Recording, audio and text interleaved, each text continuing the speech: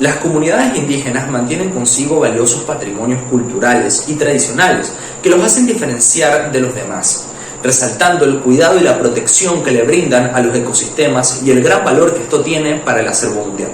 Un saludo por acá, les hablo Ulises Guevara y con mi equipo de periodismo investigativo desglosaremos este tema. Considerando lo antes mencionado, ampliaremos la información de Venezuela y Colombia respecto al decrecimiento de comunidades indígenas por desvalimiento gubernamental en tiempos de COVID-19. Nos centraremos en declaraciones, datos, cifras y en resumidas cuentas en los principales aspectos de comparación que yacen en las precariedades de ambos gobiernos, tanto nacionales como estatales, en el caso de Apure, y departamental en el caso del BAUPES. Comencemos con Colombia. Adentrándonos en el contexto colombiano, las comunidades indígenas se encuentran integradas por alrededor de 1.900.000 personas, resaltando que en el BAUPES el 81% de la población forma parte de dichas comunidades, contando con alrededor de 30.790 individuos, de acuerdo con el boletín emitido por el Ministerio de Salud de Colombia en 2018. Por su parte, el portal de información humanitaria ReliefWeb especificó que dentro de este departamento existen alrededor de 23 poblaciones indígenas. Lo resaltante de todo esto es que a pesar de ser un departamento poblado en su mayoría por pueblos originarios, la importancia que las entidades públicas le dan a su bienestar es mínima. Absuelven sus responsabilidades como lo dicta la ley, lo que es un sinónimo de una proliferación de corrupción en el país y solo resultan en problemáticas que ponen en riesgo la vida de los indígenas. Ahora bien, con declaraciones obtenidas por nuestro equipo de periodismo investigativo, podemos recalcar un ejemplo de esto.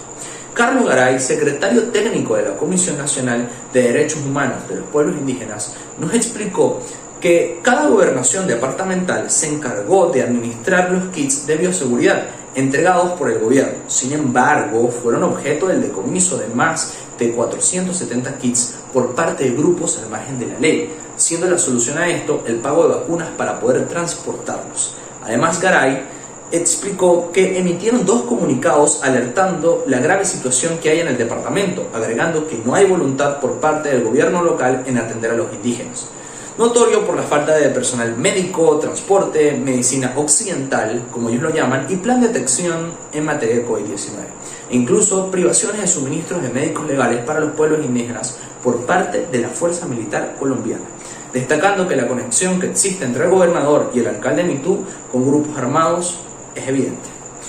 Ahora, por otra parte, el periodista del único diario existente en el BAUPES, La Manandúa, Emerson Castro, que a su vez ejerce como prensa para la alcaldía Mitú, indicó que tan solo en ese municipio existe alrededor de 86% de vacunados con respecto a la población total, exaltando un alto porcentaje de personas inmunes al COVID-19. Sin embargo, profundizando más en la investigación, se detectó la presencia de un retardado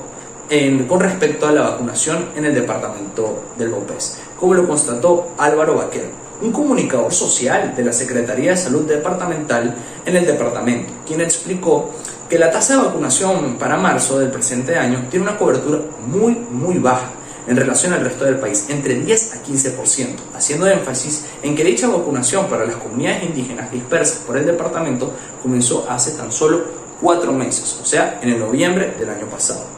Por otra parte, en una declaración que nos dio la periodista indígena y activista por los derechos humanos, Diana Jumbel, hizo referencia a que el Estado tiene un interés a que fallezcan muchos indígenas, porque el gobierno está cansado de que estas comunidades exijan sus derechos. Por otra parte, explicó que el COVID-19 los llevó a repensar sobre la medicina occidental, agregando que los nativos afirman que los químicos que llevan el gobierno son usados para disminuir la población de sus aldeas. Y de esta manera su raza va muriendo poco a poco. Ahora bien, vamos con Venezuela. Con lo que respecta a nuestro país, los pueblos indígenas son aproximadamente del 2.8% de la población total,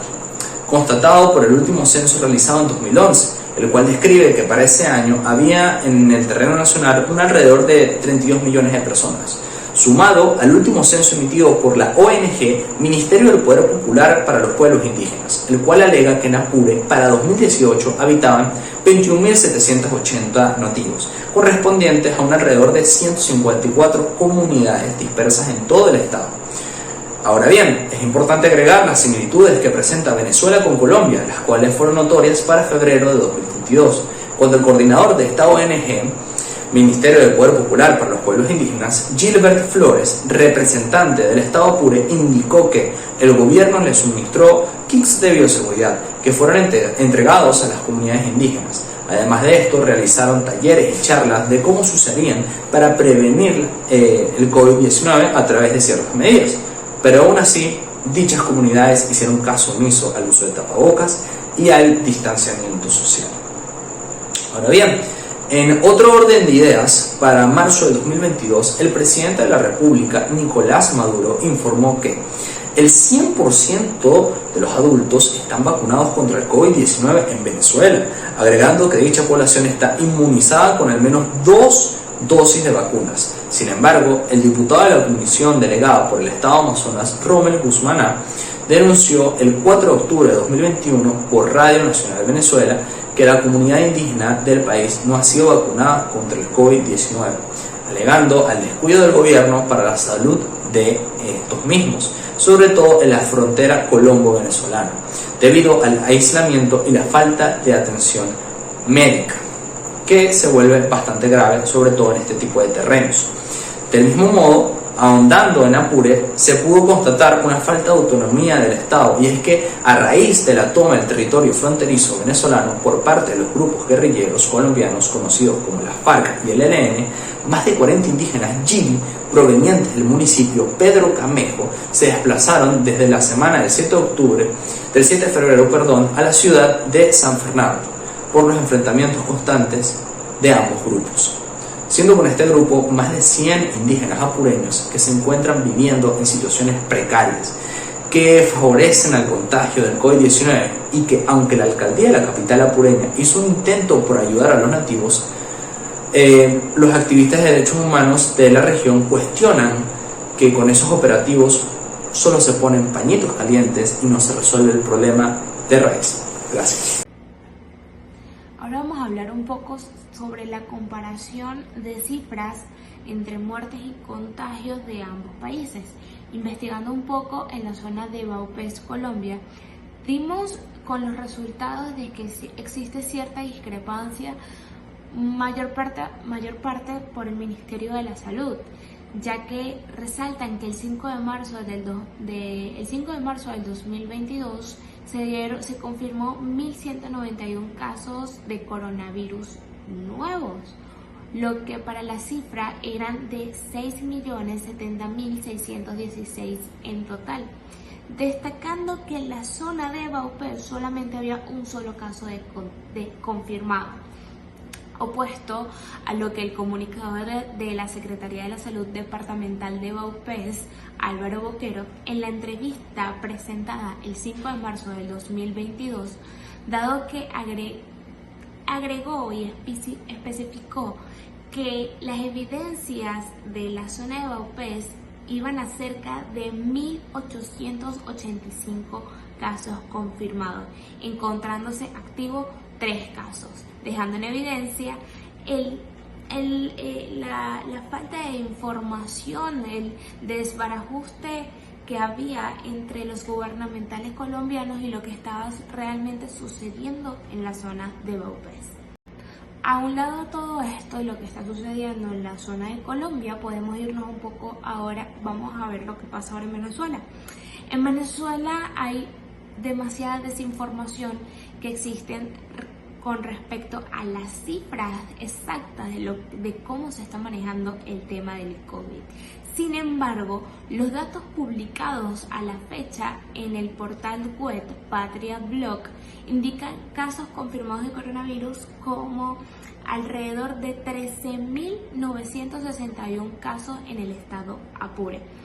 dando a la imaginación realmente cuántos casos activos hay de niños, de mujeres, de hombres y por supuesto por la parte indígena. Esto nos da mucho de qué hablar de cómo se maneja la información y qué hace realmente el Ministerio de la Salud en referente a esto. Ahora, si hablamos del proceso de vacunación,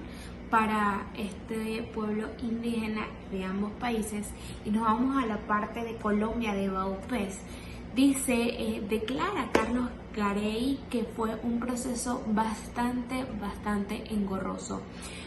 por lo que expresó en marzo del 2022 que ese plan de vacunación con los indígenas no fue nada sencillo, debido a que algunas comunidades tenían esa falta de confianza y porque lo veían más como solamente una imagen gubernamental, más allá de poder ayudarlos a ellos, cuando en realidad es que el abandono que han recibido de parte del Estado ha sido bastante notorio. Ellos piensan, bueno, no nos han ayudado durante todo este tiempo, que hemos tenido situaciones donde se han enfermado, han tenido faltas de medicamentos, falta de comida, y ahora solamente por la imagen de poder decir que como gubernamentales poder ayudar, no, a ellos no les gustaba, no les parecía. Pero ahora, si vemos en el caso de Venezuela, podemos notar que de acuerdo a las declaraciones dadas por el cacique de la comunidad indígena Los Pume, Eduardo Rodríguez, señaló que él había recibido la dosis de la vacuna en el Centro de la Salud La Macanilla, al igual que la gran parte de su familia. Pero, sin embargo, comentó que la mayoría de la población indígena que habita en el municipio Pedro Camejo, en Apure, no se han colocado la vacuna aún por cuestiones de creencias religiosas, indicando que estas comunas no les tienen fe a los bioquímicos. Muchos de ellos se van más por el lado de la medicina natural, de ciertos actos, movimientos religiosos para poder en sí ellos mismos sanarse. Pero esto para ellos fue, se podría decir que un porcentaje de personas pudo recibir esa vacuna, pero el otro porcentaje no lo hizo. En el caso de que nosotros entrevistamos, que fue Eduardo Rodríguez, lo aceptó. Ahora, si hablamos de las diferencias de estos ambos países y cómo que ha beneficiado en medio de todo esto, podemos notar que en Venezuela la mayoría de las declaraciones realizadas por los funcionarios del Estado en las comunidades indígenas suelen decirse y han declarado que han sido unas respuestas muy positivas y de agrado para la población. Ejemplo de esto sería la declaración expresada por el Ministerio Indígena de la zona de Yecagua y Sanema del Estado Bolívar, donde dicen que han recibido grandes cantidades de insumos médicos y la mayoría de la población ha sido vacunada. Ahora, si nos vamos a la parte de Colombia, de Vaupés, al compararlo, podemos notar la situación que se torna diferenciador debido a que en ocasiones algunos personajes del gobierno tienen ciertas diferencias, discordancias con las autoridades y muestra un desagrado públicamente. Por ejemplo, el alcalde de Mitú ha demostrado la preocupación vulnerable de la situación que atraviesan estas comunidades. Eliezer Pérez Galvis, el cual expuso su denuncia también sobre el éxodo de indígenas en Brasil hacia el departamento de Vaupés, debido a que esta situación generaría un aumento desproporcionado de los casos de coronavirus. Todo esto podemos notar que también el desespero y la falta de confianza que han tenido estos mismos indígenas a la representación que pueda tener por la parte gubernamental no ha sido que este proceso pueda fluir de manera más acelerada. Luego de haber escuchado todo esto, podemos llegar a la conclusión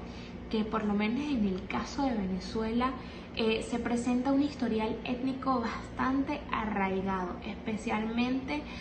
concentrados en los territorios fronterizos. En estos últimos años podemos decir que su reconocimiento en contexto nacional no ha ido más allá que un simple papel o una simple noticia. Simplemente no los han tomado en cuenta como ellos realmente se lo merecen. Siguen siendo personas, siguen siendo seres humanos que necesitan la misma ayuda como el resto del país. Lo mismo pasa en el caso de Colombia, aunque la información en Colombia sea más fluida que la de Venezuela, porque está muy limitada, podemos ver que en el caso de Colombia cuenta con organizaciones, al igual que Venezuela, pero incluso han podido llevar los tribunales al gobierno. Sin embargo, la corrupción invade ambas naciones. Miles de personas, especialmente nuestros aborígenes, han sido totalmente olvidados y retirados. En ocasiones quedan fuera de la promesa de lo que pueda salir de un tribunal diciendo sí lo vamos a ayudar, sí vamos a estar con ellos, y al final de cuentas la acción es lo que va a generar buenos resultados. La inseguridad, la violencia, la injusticia, la falta de acceso de salud y de información, de educación cultural, todo esto es importante para aquellas personas que también necesitan de nosotros. Nosotros como periodistas tenemos que ser la voz de quienes han sido callados, reprimidos o omitidos por la situación que están pasando. Nosotros somos el altavoz que ellos ahorita necesitan para pedir ayuda y que el resto del mundo se entere lo que está pasando en ese lugar donde nadie los ve, en esa identidad étnica que nadie sabe que ellos existen, mostrando su determinación y sobre todo su gran significado para el desarrollo de cualquier nación. Ellos pueden ser los futuros que puedan levantar el país. Todo depende de un buen altavoz que los escuche y que esté dispuesto a investigar y ayudarlos a sacarlos de ahí. Esto fue toda nuestra exposición. Espero que les haya gustado, que hayan aprendido, que hayan tomado nota. Y bueno, nos vemos en otra próxima investigación donde hablaremos muchísimo más sobre las partes, sobre las zonas étnicas de lo que está sucediendo en el país, ya sea en Venezuela o en otros países.